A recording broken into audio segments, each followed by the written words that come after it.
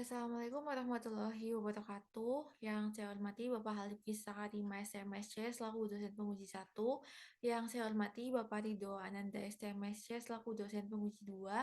Yang saya hormati Ibu Famila Dwi Winati STMSC selaku dosen pembimbing 1.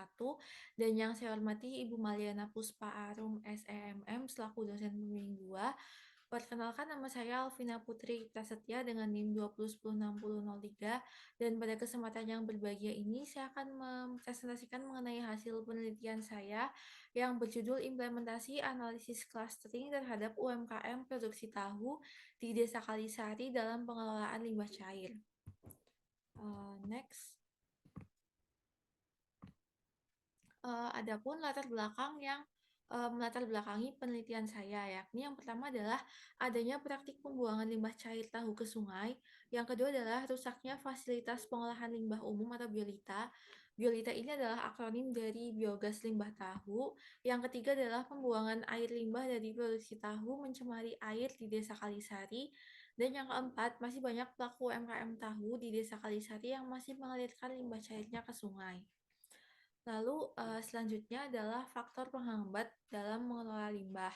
Saya mengambil dari paper yang menunjukkan adanya 6 poin utama, yakni yang pertama adalah lack of awareness atau kurangnya kesadaran, yang kedua adalah lack of knowledge atau kurangnya pengetahuan, yang ketiga adalah shortage of resources atau keterbatasan sumber daya, baik itu karyawan maupun fasilitas dan dana operasional.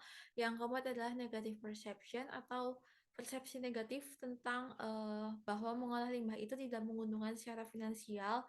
Yang kelima adalah insufficient support atau kurangnya peralatan yang memadai. Dan yang keenam adalah limited research atau kurangnya penelitian mengenai bahaya akan limbah. Lalu tujuan penelitiannya ada dua, yakni untuk mengelompokkan UMKM tahu di Desa Kalisari berdasarkan karakteristik yang dinilai dari tingkat kesadaran dan pengetahuan, persepsi, tingkat sumber daya dan finansial, ketersediaan fasilitas, dan tingkat keingintahuan dalam partisipasinya menjaga kelestarian lingkungan. Lalu yang kedua adalah menemukan strategi yang sesuai untuk mengajak pelaku UMKM tahu di Desa Kalisari untuk mengelola limbah cair tahu sebelum dibuang dengan harapan dapat menekan tingginya jumlah pencemaran air di Desa Kalisari. Lalu untuk batasan penelitiannya, penelitian ini hanya berfokus untuk pengelompokan UMKM tahu di Desa Kalisari dalam partisipasinya terhadap pengelolaan limbah cair serta pencegahan pencemaran lingkungan.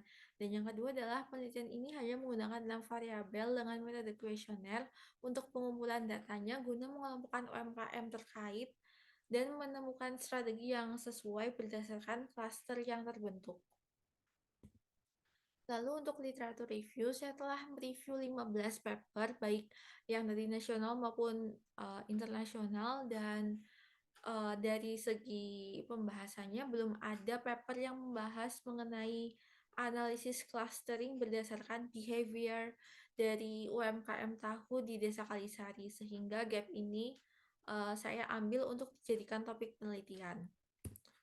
Lalu untuk alur penelitiannya dimulai dari studi lapangan dan studi literatur yang dilanjutkan dengan perumusan masalah, identifikasi tujuan, penentuan sampel.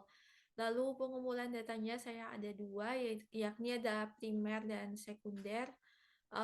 Data primer saya peroleh dari kuesioner, dan untuk pengujian data ada uji validitas dan reliabilitas. Jika sudah sesuai, maka akan dilanjutkan untuk mengolah data melalui software Orange Data Mining untuk melakukan proses clustering menggunakan metode K-means, lalu dilanjutkan dengan analisis dan pembahasan serta kesimpulan. Untuk respondennya, karena jumlah populasi UMKM tahu di Desa Kalisari adalah 268, maka responden saya berjumlah 160 menggunakan rumus Lovin. Untuk teknik analisis data, saya menggunakan K-means clustering, tapi di sini saya belum menentukan jumlah clusternya itu berapa.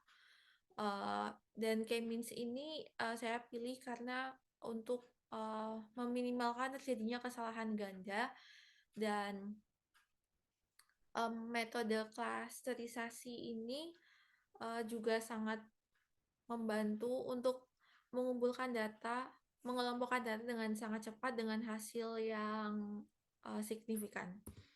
Lalu untuk jadwal penelitian, saya mulai di bulan Februari dari perumusan masalah dan pengumpulan data saya ada di bulan Maret sampai April, pengolahan data ada di bulan Mei sampai Juni, analisis hasil ada di bulan Mei, dan pembuatan laporan saya ada di bulan Mei sampai Juni, dan untuk pengumpulan laporan ada di bulan Juni.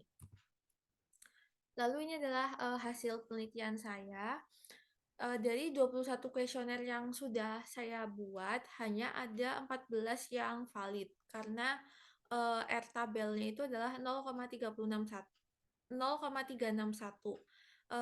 Dari mana valid ini bisa diketahui? Karena saya menggunakan software SPSS 26 dan saya menguji validitas dan reliabilitas itu pertamanya adalah 30 responden. Dan hasilnya adalah seperti ini.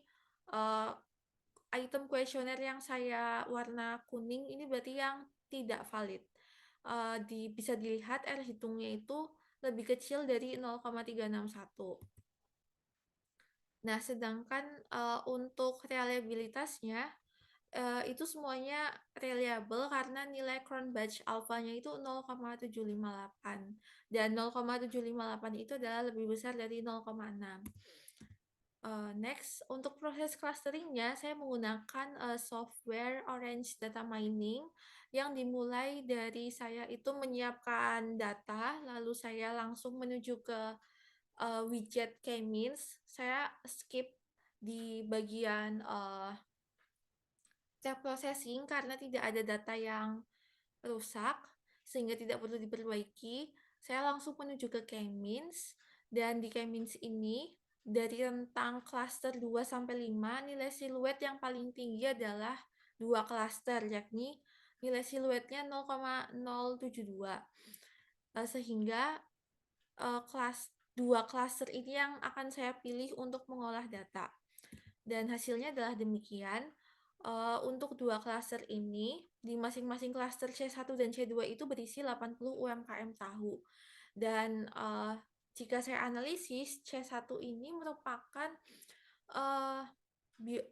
UMKM tahu dengan yang memakai biolita itu lebih sedikit daripada yang C2. Dan yang pernah pakai itu juga lebih banyak ya, mendominasi. Dan kalau C2 itu lebih banyak memakai biolita daripada C1. Dan untuk sebaran pembuangan limbahnya di masing-masing klaster itu untuk pembuangan ke sungai itu masih mendominasi. Namun untuk C1 ini mereka sudah menggunakan alat pribadi untuk mengolah limbah cairnya dibandingkan dengan C2 yang lebih sedikit. Dan di antara C1 dan C2 ini kalau berdasarkan karakteristiknya C2 ini lebih unggul pada jumlah karyawan, jumlah pendapatan per hari, dan kapasitas produksi per harinya itu jauh lebih tinggi dibandingkan dengan C1. Namun, untuk provide alat pribadi untuk mengolah limbah itu justru malah lebih banyak yang C1 karena di sini C1 itu jika saya analisis behavior-nya itu lebih aware dan lebih bisa menerapkan grain production dibandingkan C2. Dan secara singkatnya, kesimpulannya adalah penelitian ini berhasil mengelompokkan UMKM tahu di Desa Kalisari ke dalam dua klaster, yakni klaster C1 itu berisi UMKM tahu yang memiliki tingkat awareness, knowledge, resources, and support and tools, negative perception, dan research yang lebih rendah dengan C2 jika dilihat dari pengisian kuesioner. Namun untuk faktanya itu tidak demikian. Karena terbukti kalau C1 itu walaupun mereka mengisi kuesionernya itu lebih rendah pengetahuan atau awareness-nya dibandingkan C2, tapi dari klaster C1 itu bisa menerapkan green production lebih baik daripada C2. Lalu untuk Cluster C2 itu berisi UMKM tahu yang memiliki tingkat awareness, knowledge, resources, support and tools, negative perception, dan research yang lebih tinggi dibandingkan C1 jika dilihat dari pengisian kuesioner. Begitu juga dengan kapasitas produksinya, tingkat pendapatan, serta penggunaan biolitanya itu, jauh lebih tinggi. Lalu, strategi yang diusulkan untuk klaster C1 adalah diharapkan agar dapat terus mempertahankan dan meningkatkan kesadaran lingkungan dan tetap mengimplementasikan green production.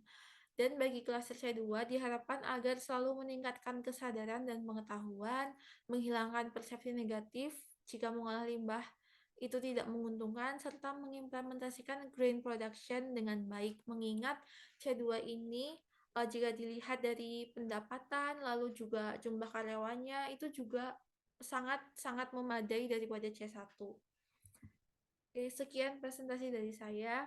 Terima kasih atas perhatiannya. Wassalamualaikum warahmatullahi wabarakatuh.